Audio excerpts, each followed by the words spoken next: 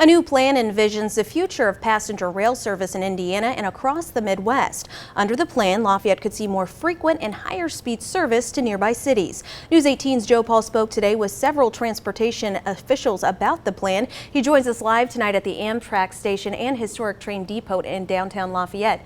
Joe?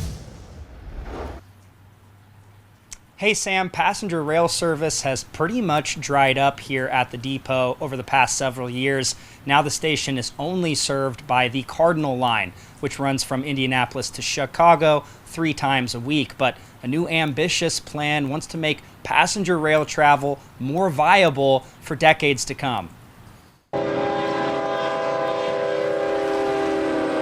Passenger trains sidelined to make way for freight trains, one of the many challenges facing passenger rail service in Indiana. To really have long-term success, it's critical to have that on-time performance and frequency so that rail can compete with traveling by car, traveling by plane. Scott Manning is a spokesperson for INDOT, one of several transportation agencies contributing to the Midwest Regional Rail Plan, unveiled yesterday in Chicago. That Indy to Chicago corridor is our highest priority and where we see the most potential for any future expansion of passenger rail. That could mean more frequent and higher speed service in Lafayette, but it'll come at a cost. This is all really very exciting, but there are a whole lot of buts in this.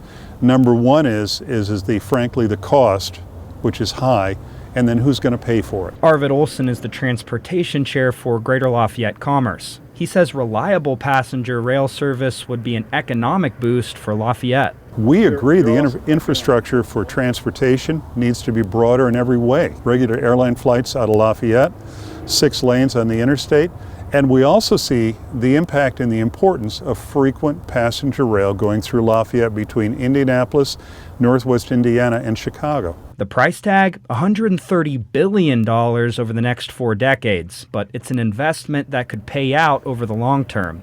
Here's Jim Matthews, CEO of the Rail Passengers Association. Everywhere you make these kinds of investments, private capital follows.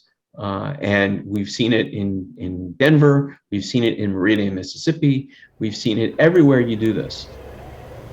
The Rail Passenger Association says the Midwest Regional Rail Plan would add 3,100 route miles, 33 million annual trips, and nearly $2 billion in annual revenue by 2055.